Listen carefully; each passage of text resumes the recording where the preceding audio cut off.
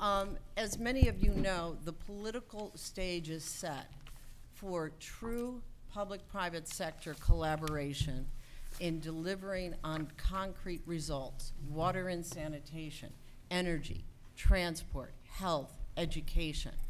And on this panel, we have public and private sector leaders that really, within their mandates, have that challenge. So the kinds of solutions that we need were in fact embedded in the 2002 UN Monterey Consensus, where all UN member states talked about the absolute imperative to scale up risk mitigation, project preparation facilities, capacity building, and of course the Addis 2015 Action Accord puts a big emphasis on sustainability, and we have our friends in the business community understanding that and creating indices and credit ratings that integrate that. However, the challenge is huge. If you look just at the facts, the World Bank Public-Private Infrastructure Index for 2014 has only a total of $107 billion of private sector funds in infrastructure. $107 billion. What is our funding gap to deliver on the Sustainable Development Goals? It is estimated in the range of 1.6 to 2.8 trillion by the UN. So we sit here today with an enormous funding gap. How much of that is in Africa? 2% in sub-Sahara Africa. So I'm going to start off asking our different panels members questions, and to make it more interactive, we thought that each person would give a short answer of about 2 minutes, and then we do a second round and try to build on it so we can really do the kind of brainstorming that we were encouraged to do. So if I could start with Kiko Honda, CEO of MIGA. Kiko, managing risk is clearly at the heart of unlocking the critical finance we need for businesses in Africa that is going to deliver on growth, development, SDGs, FFD, all these great things.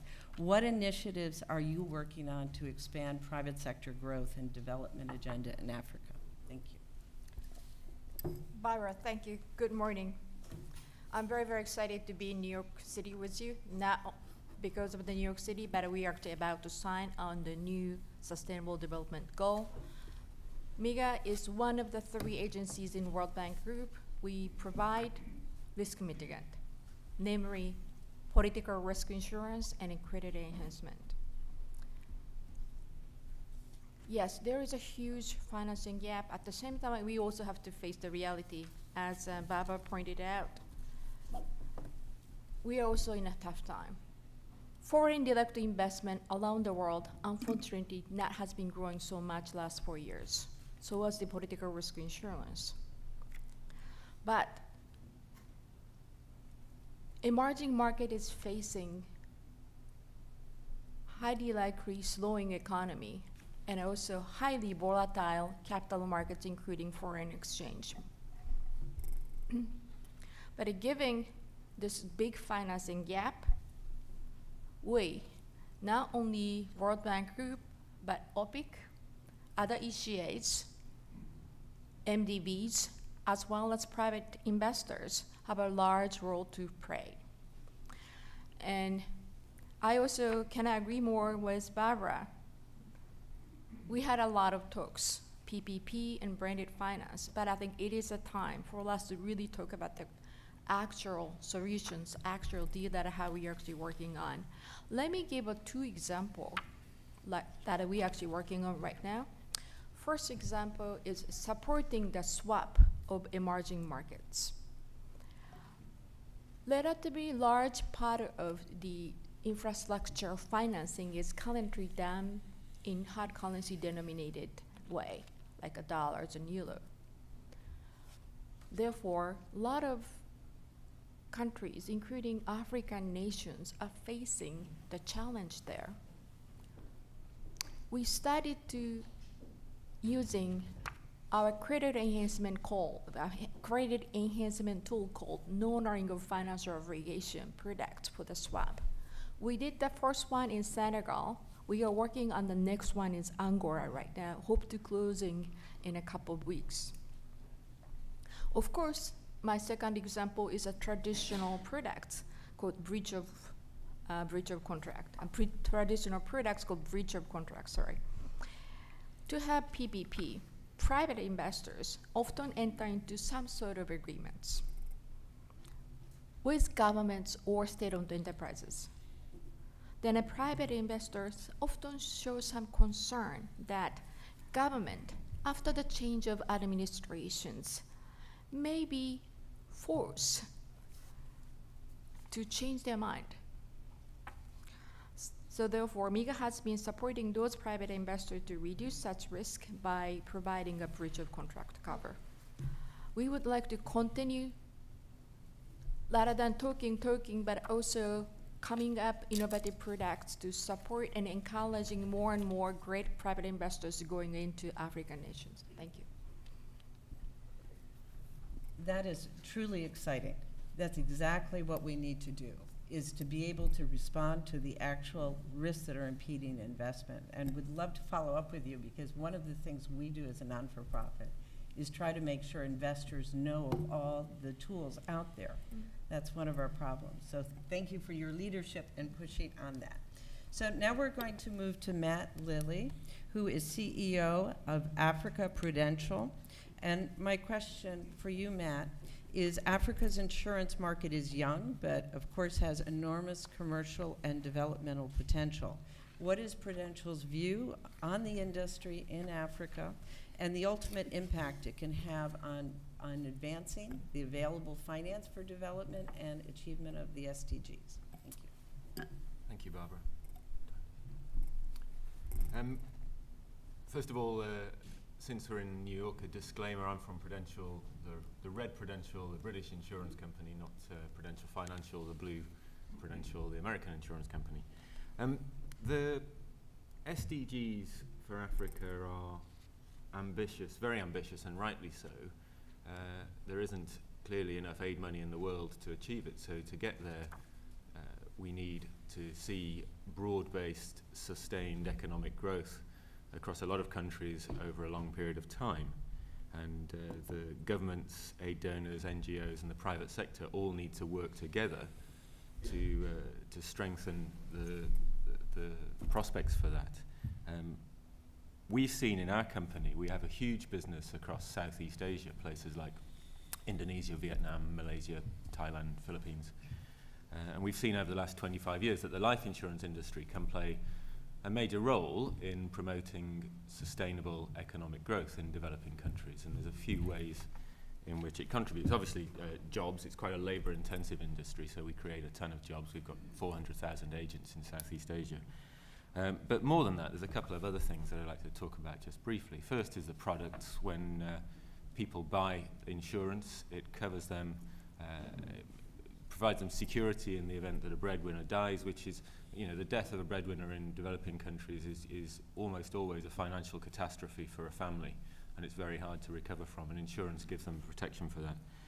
But also our long-term savings products enable people to build up capital, and that can be an investment for the future, such as in a child's education, and in a developing country there's not much more that you can invest in that's a better investment for the future than a child's education.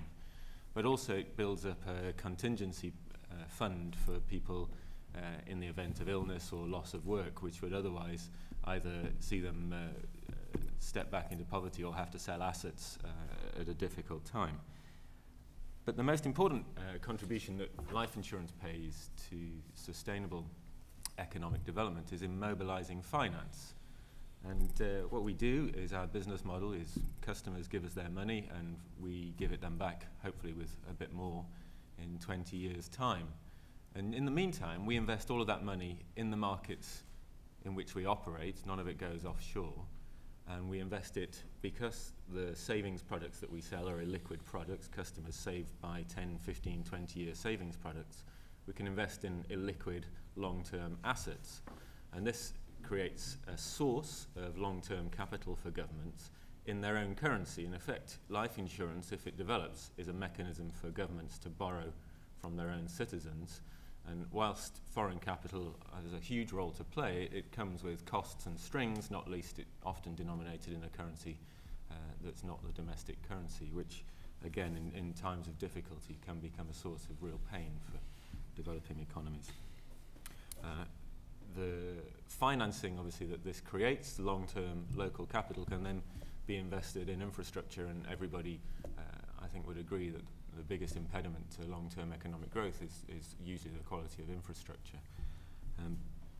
What are we doing as an insurance company? We've got insurance. 2 years ago we had no insurance businesses in Africa. Now we've got businesses in Ghana, in Kenya and in Uganda. We've seen strong growth in all of those businesses. In the last 12 months we've recruited and trained over 1,000 people, and we're adding to our network in different markets all the time. It's a big investment in terms of money, but also in terms of human capital for us as a company. But we're very excited about it. We see enormous opportunity for our business across Africa. And as we've seen in Asia, if our business grows, if our industry grows and is successful, there are enormous knock-on ancillary benefits to economic growth and long-term sustained development for the countries that we operate in. Well, Matt, that's very encouraging. I would count that you do 4 contributions.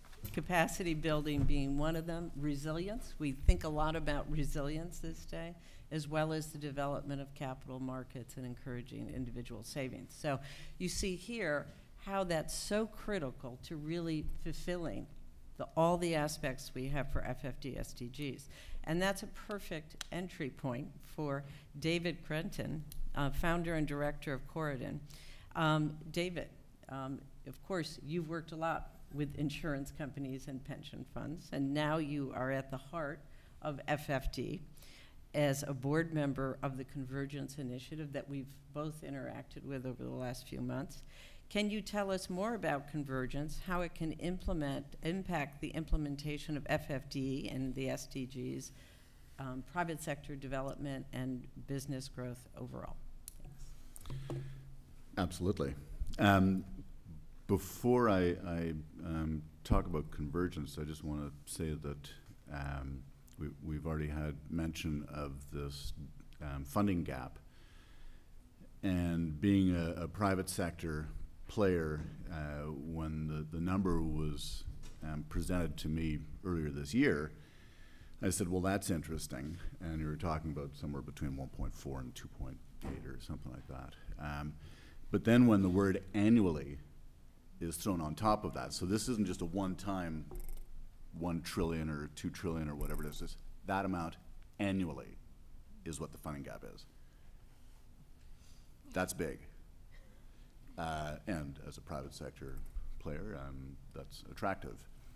So I was asked to become a member of the Convergence board, which is still in its formative stages and is going to be officially launched early next year, because my past has been really focused on trying to find ways to mitigate risk for private sector investors to come into funding projects across the emerging markets, and Africa is a place that's been of particular interest and probably our fastest growing area over the last number of years. So Convergence, just to give you an idea of what it is a platform that has 3 primary lines of business. One is the new product design facilities. So that's going to be grant funding to help players go out and do feasibility studies and proof of concept studies and have funding for that.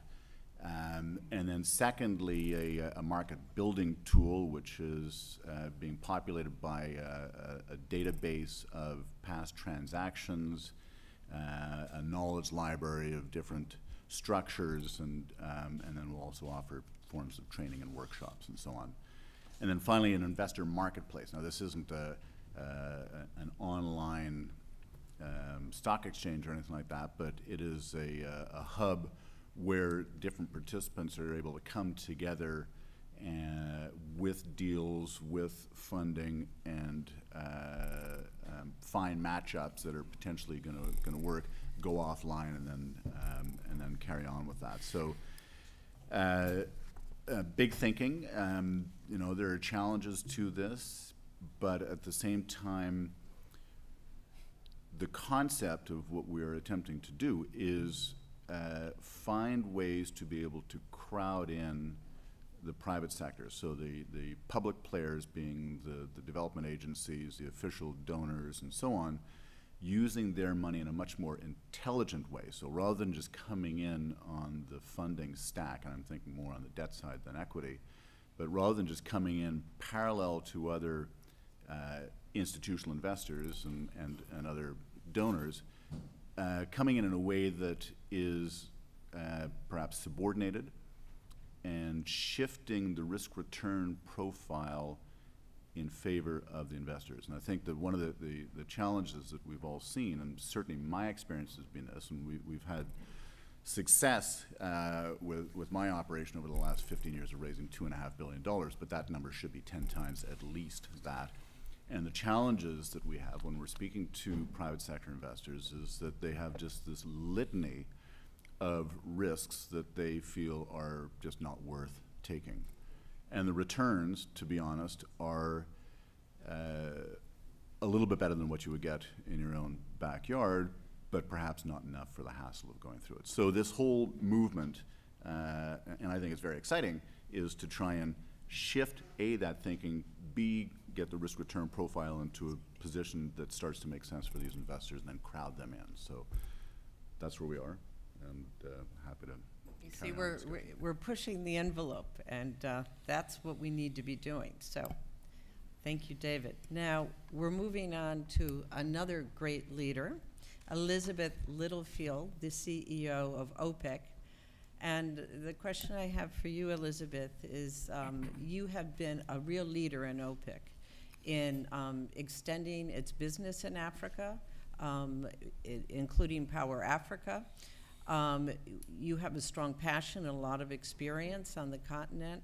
So what are your personal and institutional views on the outcomes of the FFD process, and what could be added now as we work through the implementation of the SDGs to actually deliver on private sector development and finance in Africa? Thank you. Great. Thank you, Barbara, and good morning to everybody. You know, I was actually really pleased to hear at FFD so many of the leaders that made their speeches talking with the ardor of the converted about the private sector, which I hadn't really heard before, and that was something I thought was great in Addis. But I want to tell you a little bit what we're hearing from our clients, both on the developer, the businesses, and the governments. Because even though they're all talking about the private sector and the role of the private sector, I still perceive a really insidious and pervasive distrust of the private sector by governments. And I think there's a real split between the ministries of finance and the ministries of foreign affairs, who aren't really business people at their origin. But I see this distrust as being what's holding us back the most. And it's because we speak different languages, it's different cultures, we come from different places. Frankly, the only people that use the term private sector is the public sector. I was in the private sector my whole life. I never heard the term until I joined the public sector. So for, on the one hand, you have governments trying to, run their countries. On the other hand, you have business people that are trying to deploy capital and make money and hopefully do good at the same time. So I think it's a cultural issue. Anyway, so what we're hearing, and frankly, that becomes more and more acute as the private sector begins to take over those sectors that are traditionally played by governments. Education, we're seeing more and more private sector providers providing education, and that makes the Ministry of Education kind of defensive. You're seeing private sector players in health, and that makes the Ministry of Health kind of defensive, not to mention energy, et cetera. So what's really interesting is what we're hearing from the developers on the one hand and from the governments on the other. When you ask developers and investors what's their biggest concern, it's that it's not the macroeconomic or the regulatory or legal frameworks in Africa anymore. It used to be, but that's a small percentage of their concern. Their main concern over and over again, and there was a fascinating EIU study on this, is the lack of political will, of the sense of urgency, execution capability on the part of the governments. So that's interesting. So that they lack the ability and the risk-taking to make a decision and just get it done. This is particularly true on the energy front. When you flip over and ask the governments what their issues are, they are, like most governments everywhere, kind of frozen by the risk that that they have to absorb to make a decision. You know, there's no penalty for inaction if you're a government, right? So they tend to be concerned about the legacy of sweetheart deals, the difficulty of setting cost-covering tariffs, frankly, the past couple of examples of situations when developers did take advantage of information asymmetries. So they don't want to move. So you have the developers frustrated by the lack of movement and execution on the one hand, and the countries that have no real incentive to make decisions. And I think that is where the distrust manifests itself in not moving private investment forward. So, I mean, I'm happy to come back a little bit later and just talk a little bit about what we see. But, you know, frankly, even though this is happening, I think it's getting better. And as more and more successes are publicized and known, more and more governments are having private sector experience. And even though I've just talked about distrust for five seconds, I really do believe that we're seeing a real renaissance. I mean, certainly we're seeing capital flows, you know, doubling to 120 billion last year on the continent. Our portfolio, OPIC, which used to be in single digits just a couple of years ago, is now, with this year for the first time ever, will be 40% of our commitments on the continent will be on the continent this year. So anyway, I'm an optimist. I'm happy to talk about the two concrete things next time around. Yeah. No, Elizabeth, I think if you were to talk to the two co-facilitators, the ambassadors leading the financing for development process, they will tell you this was a key struggle in negotiating the Addis Ababa Action Agenda. And I think the answer, the solution, relates a lot to being more specific about blended finance, the deal structures, and the success stories, the kinds of things that David talked about. So I think it's really important, your point, in how we push forward, and I thank you for that. And maybe as we move to our next and final speaker, he'll have some points from an African point of view on how to deal with that. We have two more speakers? Oh, sorry. Okay. James. James Mohangi is CEO of Equity Bank. And my question for you, James, is the FFD process sought to reinvent development approaches. And within Africa, you've been a strong advocate that the financial sector can, in fact, innovate and lead by example and have really strong development impact. Could you please tell us how that would work and where you would like to see a stronger linkage between FFD outcomes and the SDGs to really transform the banking sector in Africa? Thank you. Thank you very much. One, I think the financial sector needs to play a significant role if we are to achieve the aspirations stipulated on the two concepts. And when you look at development, financial sector allocates resources for all the development initiatives. And at the moment, the allocation mechanism seems not to have been fairly inclusive. A huge part of the global population is left out. It's not integrated, even in the effort of development. So I think the biggest reinvention or innovation needs to focus on inclusion. How can we get the global population, as it is, actively participating in development initiatives? Dreams and aspirations are shared, but financial sector doesn't equitably allocate resources for those dreams and aspirations. And so that's why I think the financial sector needs to play. To play that, there are two aspects that needs to be done. We need to develop a unique way of assessing and dealing with risks, because that lack of equitable allocation is all blamed to risk. The second one is pricing. How do we price risk such that finance becomes more affordable, so that more and more people could participate? And lastly is the delivery mechanism. The banking industry needs to reinvent itself and keep up with the time, so that the mechanism of delivery are keeping up with the rest of the development. What would be the most likely outcome? if we got it right, the likely outcome is more equitable development, it's sustainable development, and all these would be through shared prosperity. It is development that creates shared prosperity for all, and consequently sustainable development for the world. Thank you, Barbara. Well, thank you, James. You made a lot of points that I think we'll want to follow up on in terms of really thinking through perhaps some of the interaction here between your view of what banks are doing and the other actors at the table. And now we have our last speaker, Kathleen. It's hard for me to see you. You're down there? I'm here. Okay, thank you. No, we have Gargi. Sorry, I made a mistake. Gargi. You were supposed to be before James. Forgive me. We have Gargi Ghosh, who is Director, Bill and Melinda Gates Foundation. And Gargi, my question for you is that Bill Gates led a process at Davos to interrogate all the innovations and options to achieve a more equitable and private sector friendly development finance summit.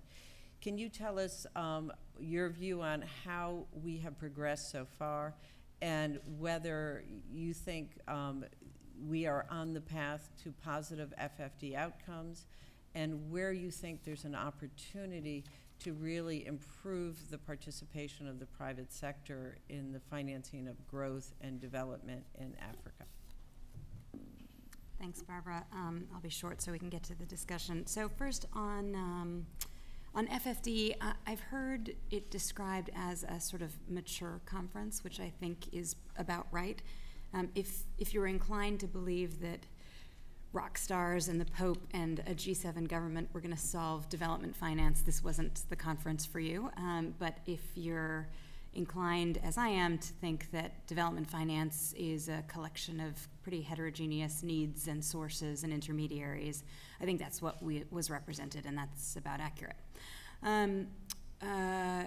We were asked by the government of Ethiopia to lead a series of investor labs in the lead up to Davos, or to Addis, to try and capture where some of the energy enthusiasm could be focused coming out of FFD on linking the interests of the private and public sector. Let me say before I go into what we learned from that, just a bit about who we are. So the Gates Foundation is a privately funded philanthropy based in Seattle. We spend about $3 billion a year concentrated in about 4 sectors: health, agriculture, primarily smallholder agriculture, financial services, and water. We also have a domestic education program here in the U.S. Our main business is grants and concessional finance. We work closely with the private sector, even in our grant-making portfolio, primarily in funding research and development. But we increasingly see our role as well as sort of bridging the gap between private and public interests. And so we've developed a pretty robust portfolio of instruments that do that. For example, guarantees. We do a lot of volume guarantees. We partnered with Merck, for example, to establish a volume guarantee for a contraceptive implant to be supplied to women around Africa. We do a lot of direct investing, for example, in bCash, to support mobile payment platforms in Bangladesh. And we accompany that with grants to build new products, improve analytics, and provide sort of risk mitigation. So I won't say more than my colleagues on the sort of individual deals and what needs to happen there. But we, in the course of these investor labs, we also focused on domestic capital markets and where what could happen there. So 2 things to maybe put to the group. First, obviously, we focused a lot on the lack of long-term capital in local currency. And we're quite excited about, I think, the African Domestic Bond Fund that the African Development Bank is contemplating. I think that has the potential to create a sort of benchmark for an African local currency fixed income strategy for investors. That's pretty exciting. And then when you look at sort of development impact, I think the question of municipal and local government financing is yet to be cracked. These are often the frontline providers of basic services. They're certainly who we work with a lot. And yet, as everyone knows, we these entities are not capable yet of internally generated revenue. A lot of that has to do with central governments needing to establish policies and legal frameworks that authorize local governments to collect their own revenues, but there's equal sort of capacity building at the local government level. And so we're excited there about sort of subnational pooled finance facilities where I think there may be scope to pool risk and sort of make progress there. I'll stop there. Thanks. Gargi, I thank you, and having participated in several of your FFD investor labs, I think it was extraordinary per the point of how the private sector can learn from the private sector. There was great exchange about all the innovation being done to make bankable health-related transactions and funds, and really leading the charge as well as other innovations. So we had said that we would then go back and comment on each other's comments. So do you want to do that do you have some points that you'd like to bring forward if we go back in order, starting with you, Kiko? Well, a lot of interesting things said. I think I definitely agree. The government may not necessarily truly believing it's every single private investors. Having said that, private sector may actually sometimes feel the same way. And so therefore some kind of, I don't know what to say, cultural interpreter or some sort of navigation tool will be necessary. And then I think Elizabeth, as well as OPIC, as well as MIGA, has been playing this role. Then we should definitely play the role. And also, I just like to briefly touch upon Gargi's point of municipal, local-based financing. I think I cannot really agree more. As a matter of fact, MIGA introduced new products called no-knowing of sub-sovereigns. We supporting some cities who are actually facing their own issues to raise the financing. Specifically, we extended the credit enhancement for Istanbul City and Izmir City of Turkey. What we really found out is that some of the large cities in the middle income country, even in Africa, I think facing their own issue, traffic congestions, lack of affordable housing. And for those cases, we started doing it. But I think that product has a strong interest from the cities, but not enough interest from the private sector yet. Obviously, I think this may be a good opportunity for Convergence to maybe advise us how we can market better this product. Thank you. Well, it's really interesting, the fragmentation. For example, on subnational finance, you have many different programs. In fact, we're now funded by Rockefeller to work with the World Bank City Creditworthiness Initiative. Separately, Gargi, you talked about pooled finance. We actually launched at Addis a local financing framework using pooled finance. In fact, I directed that study, and it was supported by the French government and FMDV. And others, but there's so many different initiatives. And so I think there's an overriding question about how we're more effective in being able to have synergy and in the process make sure that the targeted beneficiaries know about your product. So again, I think that's a very good follow-up mechanism here. David? Well, certainly Convergence is there not only to help the private sector, but equally to create comfort and education and to demonstrate to the public sector that we are not evil, that we are actually sort of common goals, and that we can help each other. Elizabeth kind of nailed it earlier, and I was going to jump in, but you were on a roll, so I didn't want to take the wind out of your sails. But being able to speak to the two languages is a challenge, and that has been the position that I've sort of found myself in for a number of years now, but it really is extremely different. I mean, right down to acronyms, which public sector loves, but then again the private sector loves, but they can also have a lot of acronyms that are the same letters but different meanings, and that's a challenge. I mean, I found in the very early days when we were talking about A loans and B loans in partnership with the IFC, for example, that the private sector was instantly saying, okay, so this is a CLO, and a B sector would be of lower quality than the A. And you say, well, no, it isn't. And well, then why they call it A and B? And so you sort of got to run through all these things from a very, very fundamental basis, but you just cannot take it for granted that everybody understands each other. And that is the challenge, and that's the mantra that we have to have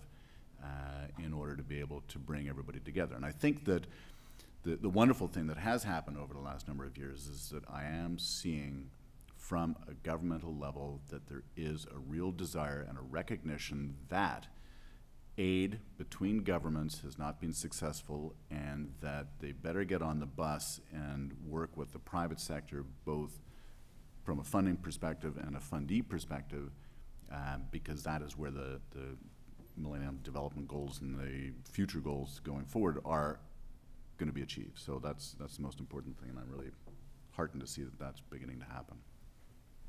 Okay, great. Thank you, David. Matt?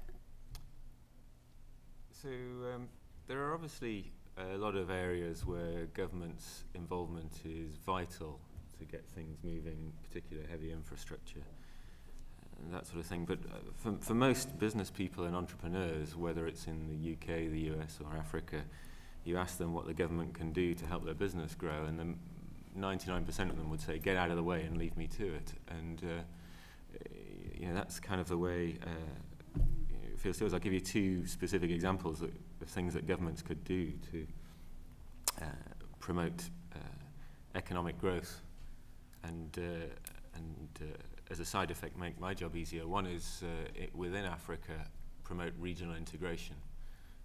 There's far too much barriers to internal trade. It's too hard to move people with skills between countries. There's a lot of contradictory regulation, so some things are compulsory and some things are illegal, the same thing in different countries for no reason.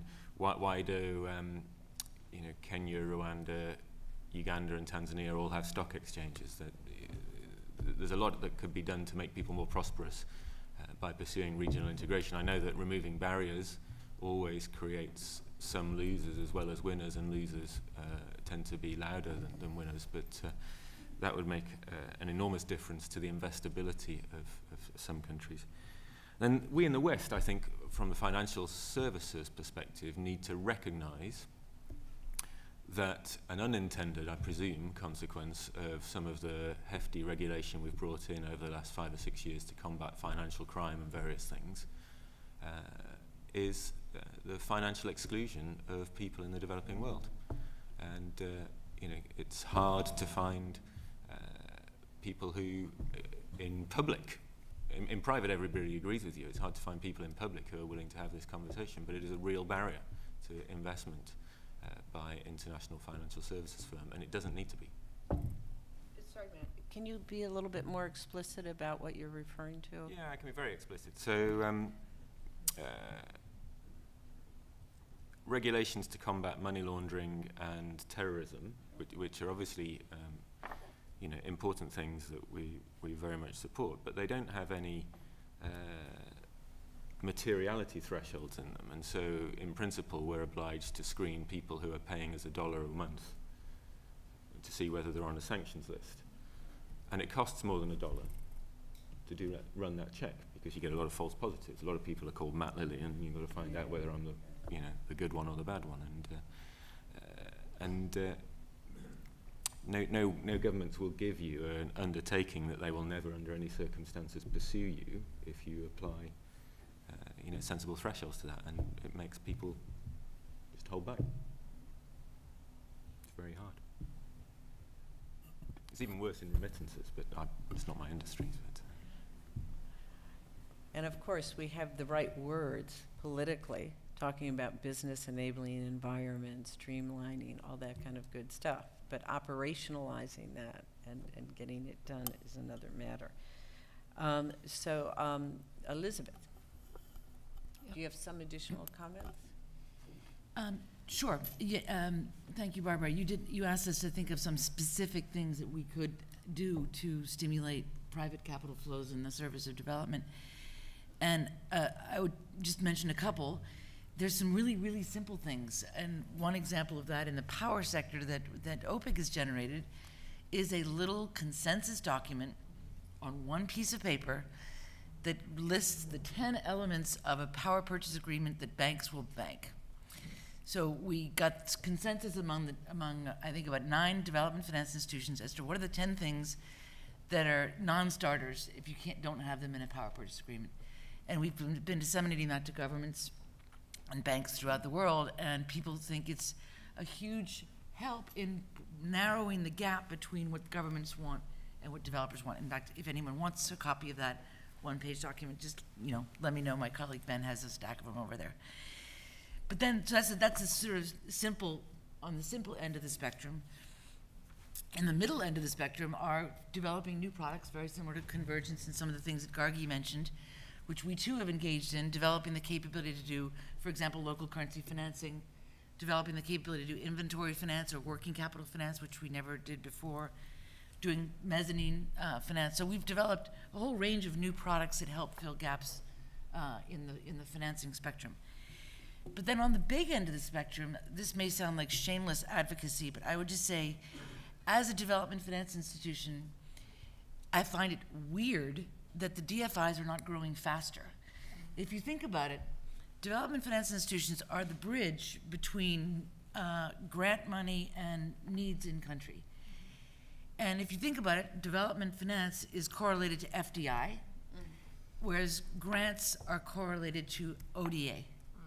And even though you've seen in the last 40 years a complete flip between the preponderance of ODA flowing to these countries versus now FDI, right? 40 years ago, the vast majority of the money flowing from the West to, say, Africa was ODA, and now the vast majority is FDI. Yet the agencies like USAID and OPIC correlated to FDI and ODA, have been frozen in time.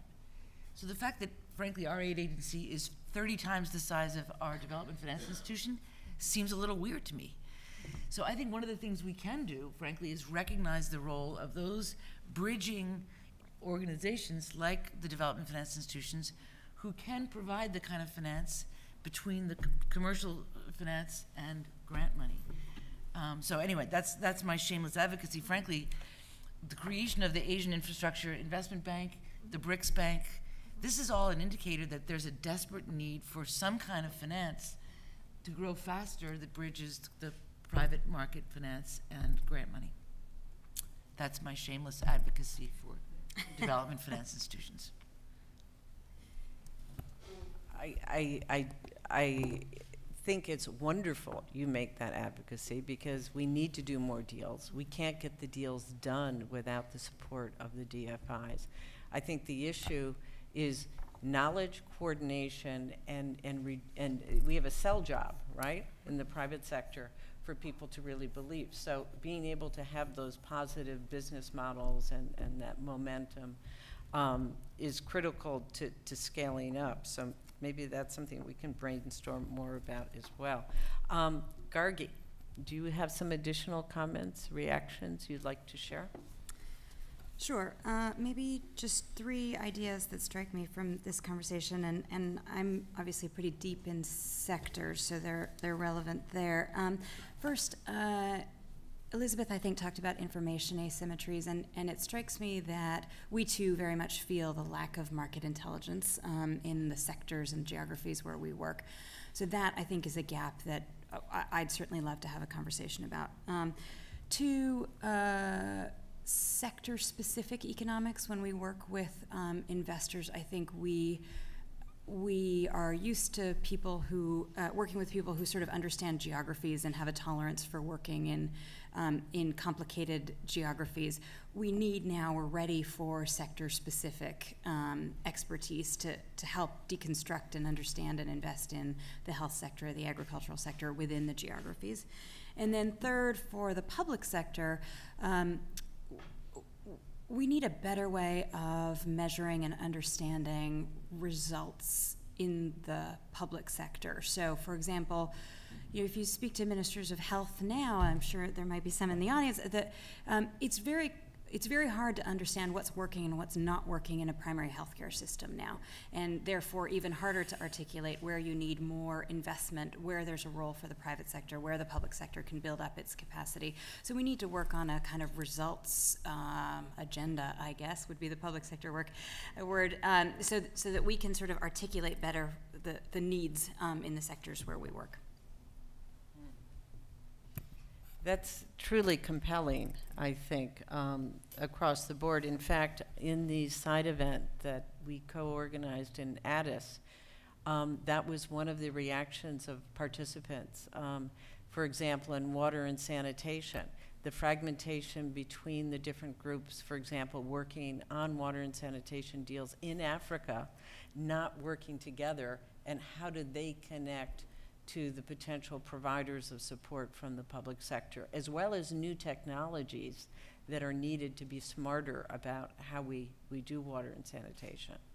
And James, do you have any additional comments you'd like to make? Yeah, thank you, Barbara. I would really focus on the issue of concrete roles that Equity Bank would play in this, as you had requested.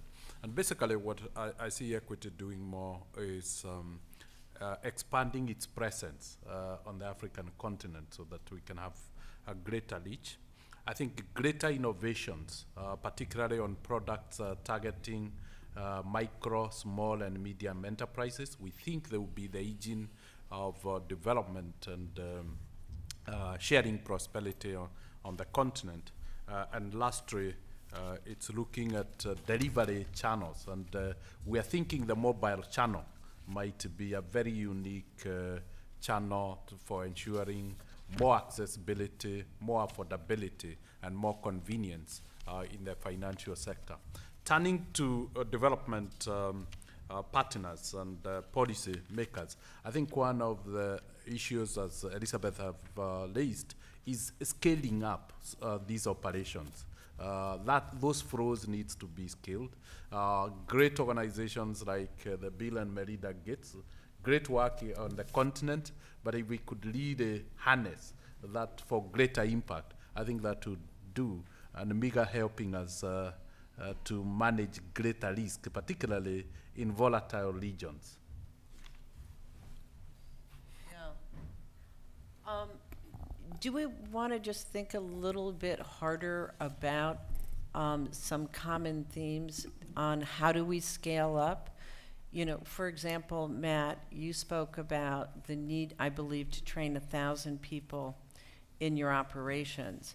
And James, when you talk about scaling up initiatives and equity and the like, I mean, the fact is that we really don't have an adequate number of professionally trained people to do a lot of these projects. When it comes to infrastructure, we lack local financial advisors with the skills to put together special purpose vehicles to help negotiate offtake agreements, to be able to help bring in equity investors that know about the different risk mitigation instruments that exist.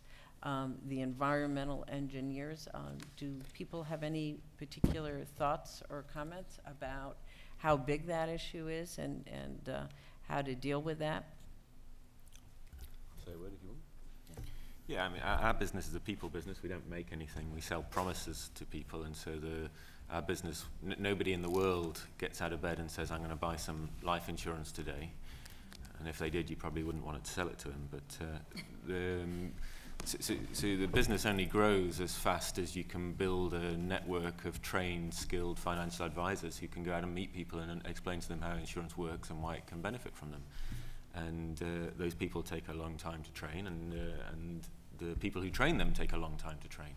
And it's not about telling people what to do, because you know, we all know that whatever job you're in, if somebody gives you a manual, it doesn't really help. It's about accumulating the experience. And so what actually counts, unfortunately, there's no magic formula. The magic formula is hard work and time, because it's about building an organization where 3, 4, 5 levels down, people have a lot of experience and competence, and you can't just magic that together. It takes time. Elizabeth, you look like you want to say something. Well, I mean, I think one of the challenges that we've all touched on in different ways is the difficulty of bringing together different types of capital to bear on one problem. So a given problem, say, I'll come back to building a power plant, may require long-term debt finance, but it also may require equity, and it also may require political risk insurance, and it also may require grant money to pay for the international lawyers that the country needs to be able to negotiate the deal. So I think one of the challenges we have is bolting together the grant monies, the debt finance, the mezzanine finance, the technical assistance, et cetera. And this is an area where I actually have seen President Obama's Power Africa initiative working remarkably well, wherein for the first time ever we've had quite a good coordination amongst the U.S. government agencies working in Africa in the power sector. And I'll just give you one example of that, where USAID is able to provide transaction-specific technical assistance to help advance a specific power plant or power project.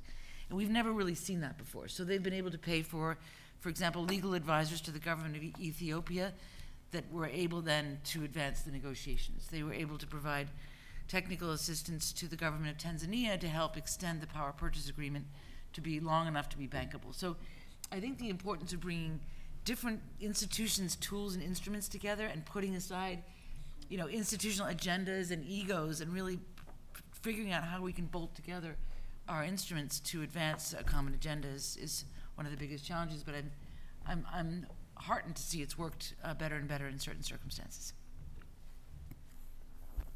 Elizabeth, I find that is just such a cornerstone statement. And in fact, the Financing for Development Business Steering Committee tried to make it clear to the FFD co-facilitators and the member states that when you talk about blended finance, you talk about a new development architecture. It doesn't work unless you can exactly do that on a deal basis. And we don't have the institutional framework for doing that.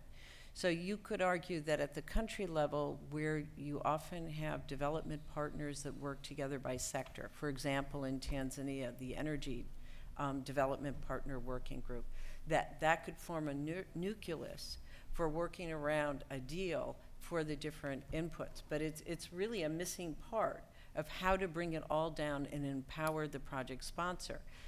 As some of you may know, in addition to Convergence, there is another initiative, linked initiative, sponsored by the OECD, SDIP, the Sustainable Partnership for Investment, or Partnerships or something like that, which is supported by USAID, Swedish SIDA, Citibank, and a bunch of other institutions, and it's going to be an open platform as well. And it's exactly the same challenge, is how can we all work together on a transaction basis? And related to that is the new way of measuring ODA, TOASTI, that is going to be used for measuring development partners, not just looking at ODA, but how much private sector capital they've mobilized. So these different mechanisms maybe start to put together the framework that we can kind of refine and work with, and somehow bring it together so it's very practical from a business point of view, but it also, because it's practical and it's deal-based, it can deliver on the SDGs.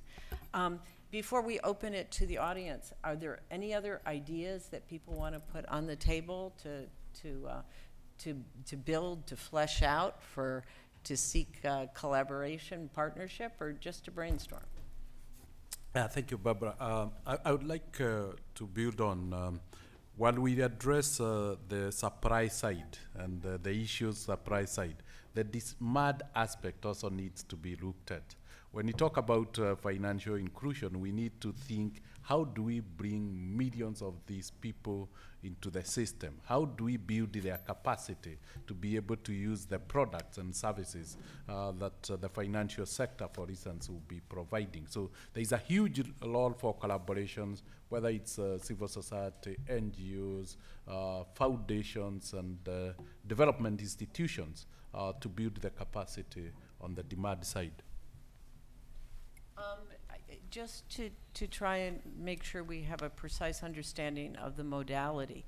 I know, for example, that in Kenya, there's some talk about having retail bonds, for example, and maybe even retailing shares in equity funds. Are you also thinking, when you talk about having different modalities of those kinds of instruments in the markets, or not? All included. Yeah. Okay. Well, we've put a lot on the table, I think, to grow. We're creating seeds. Can we ask our participants of any comments? And if you could please stand up and identify yourself, please.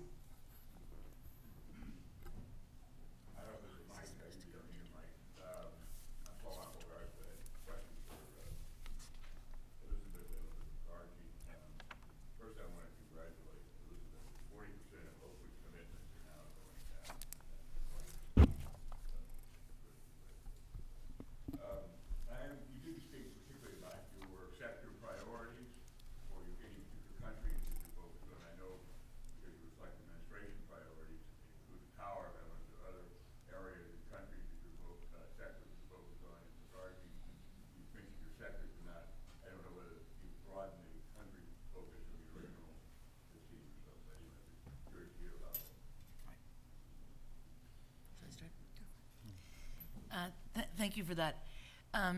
So we decided in 2010, when I joined OPIC, to focus on renewable resources as a sector priority, although of course we're very active in housing and tourism and infrastructure of all kinds. And the reason for that is that we looked out and saw, where can the private sector play the most powerful role in development? And we looked at three forces converging at the same time: resource scarcity, a growing middle class consuming those resources at an accelerating rate, and climate change. And thought those are three forces coming together that create not only the biggest challenge mankind has ever known, but also the biggest opportunity to really transform our economy once and for all from a polluting, inefficient, exclusive, dirty economy, if you will, into one that is inclusive, clean, efficient, and inexpensive. So we decided to focus on renewable resources as a sector because we felt that this is an area that with problems that can't get solved without the private sector and can't get solved without the public sector helping the private sector solve them. So in the ensuing years, having established that as a priority, we've seen our renewable energy portfolio grow tenfold since 2010, which has been very exciting. We're now doing a little over $1 billion every year and have been for the last 5 years in renewable energy, particularly on the continent. And we'd like to be doing more and more in some of the sectors that Gargi mentioned, which are a little bit more challenging to find ways to finance in a commercially viable way, such as water and forestry, even ecosystems, agriculture. But we are seeing our portfolio in those sectors grow faster and faster as well. Not as fast as the energy portfolio has grown, though. Thank you. Yep, so sectors, health in particular, infectious diseases, agriculture, smallholder, financial inclusion, and sanitation. And geographically, as I think you know, Paul, we are a bit of a hybrid because a lot of what we do is innovation focused that's geographically agnostic, although it's with an eye toward what will work in the markets in Africa and South Asia. But increasingly we have sort of footprints in a dozen or so countries: Nigeria, Ethiopia, Tanzania, DRC, Kenya, India, Bangladesh. Oh, we have a lot.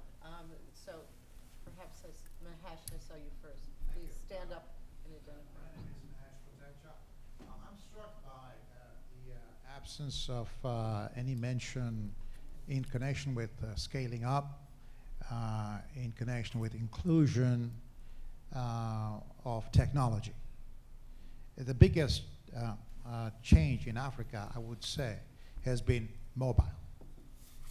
It has connected maybe one half the continent. And to talk about all of this is important. But I'm on the board of a technology college, one of the best in the US, Harvey Mudd.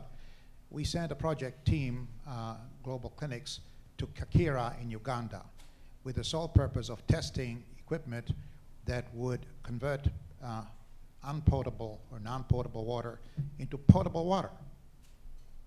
I don't hear in financial circles any real focus on innovation. And I would challenge especially Bill Gates Foundation to focus on things of this nature where it can have tremendous leveraging effect, because you have technology that you brought to the world. So I would like to ask what is the thinking? Mobile, of course, is harnessed by Equity Bank, or is being harnessed by Equity Bank and others. So I would just like to hear what thoughts around the table you have on leveraging of innovation, technological innovation.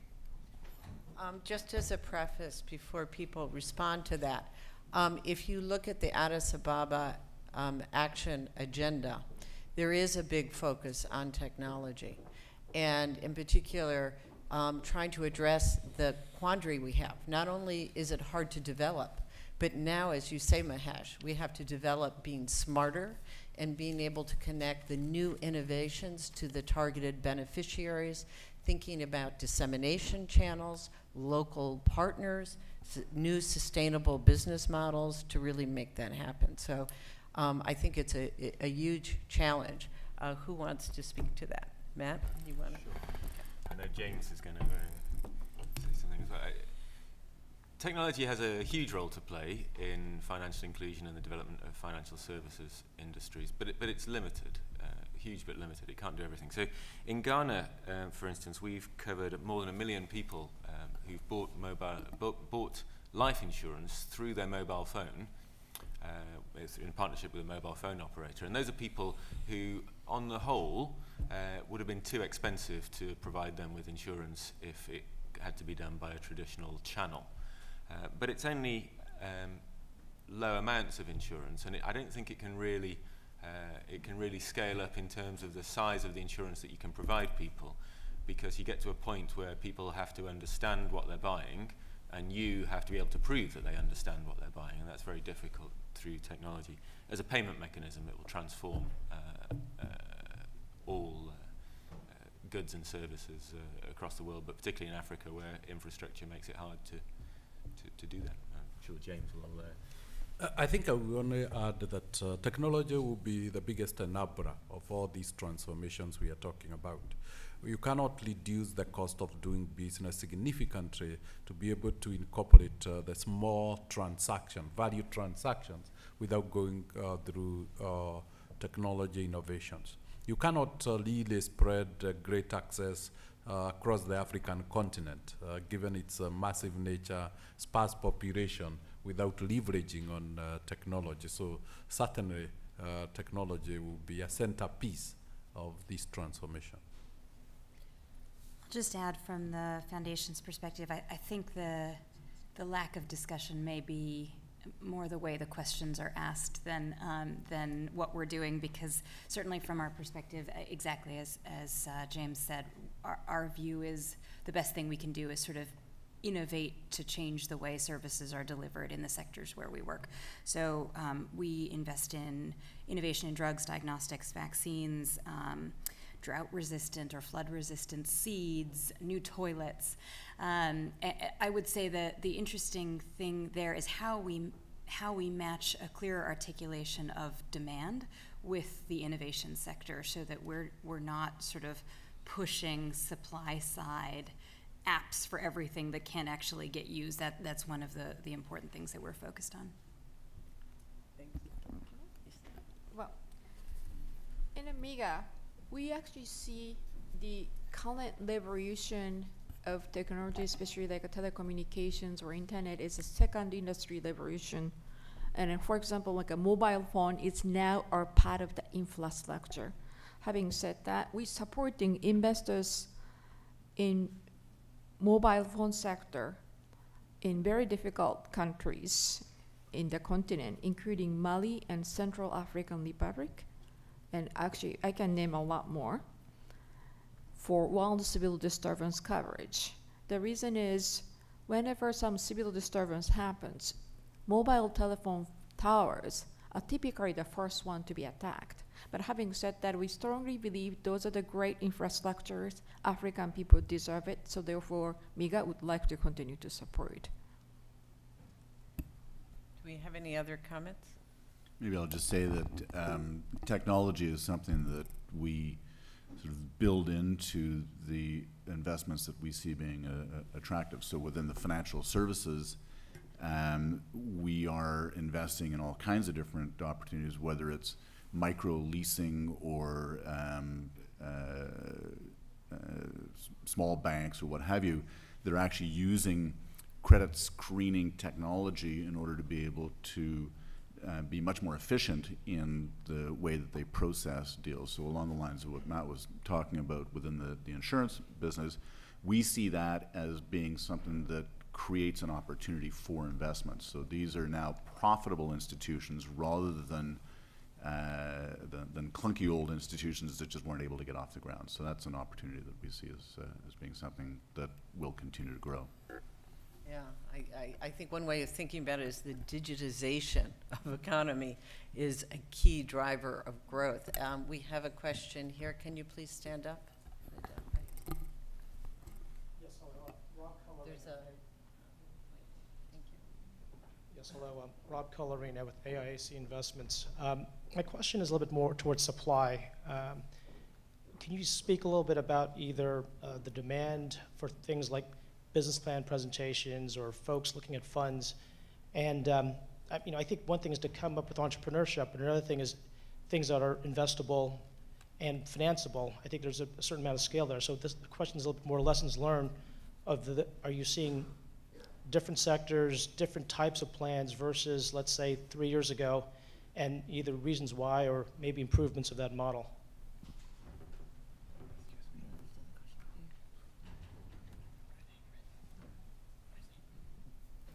Sorry, maybe I can Okay, ask sorry. clarifying. Sorry, I'm getting distracted. Does someone have a response? No, I just ask a clarifying question.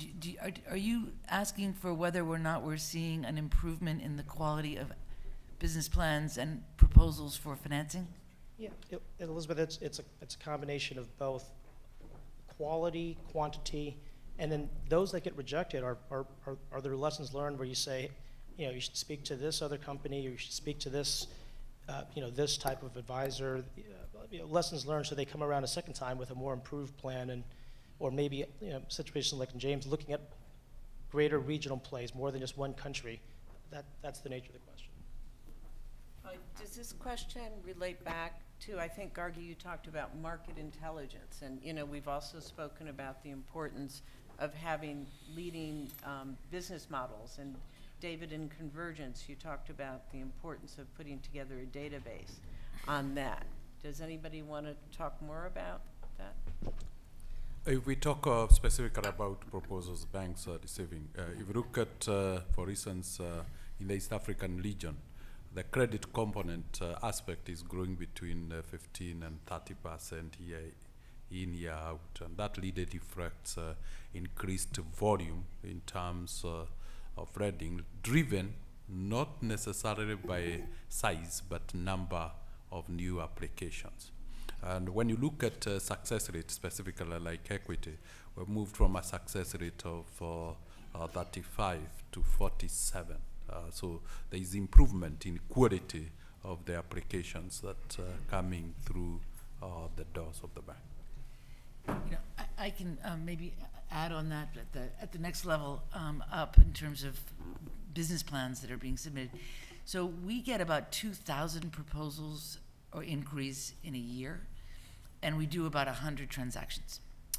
And one of our biggest challenges is, what do you say to the others, and where do you send them for technical assistance and advice in putting together a decent business plan. I mean, some of the ideas just are terrible ideas, but a lot of other people really need help in figuring out how do you put together a business plan, and it would be great. I think it's one of the areas that we've not figured out how to do this yet. And in a way, I think convergence and initiatives like it can be very helpful in creating kind of a global referral mechanism, because there's somebody out there that should be helping those organizations put together something that then can be ready for our kind of finance. We try pretty hard to refer organizations to, for example, USAID, if we think USAID can help. The development finance institution community is getting pretty good at referring business to one another, since we all have different policies and priorities. We're getting pretty good at syndicating. For example, deals that are too big for us to do on our own, we work very closely with EBRD and the IFC. But where we aren't very good yet is exactly the thing you're mentioning, is how do you help the little guy who, frankly, for whom English may not be a first language, who hasn't been to business school, who doesn't do PowerPoint, whatever, get the tools to make his pitch in a compelling way that we can efficiently respond to. So I think it's a real gap in the market that you've put your finger on. And that's what we are called for support on the demand side, building capacity on the demand side. I think that is significant opportunity. And let me just point out here that in Addis, it's one of the proposals that we put forward. One of the most used words in the Addis Ababa Action Agenda is capacity building.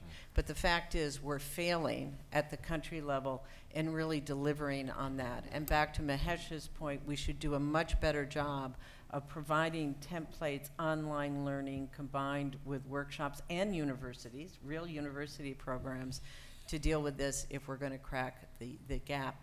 I've been a little bit distracted here because we've had some shifts. We have to be flexible and resilient, especially today with this situation.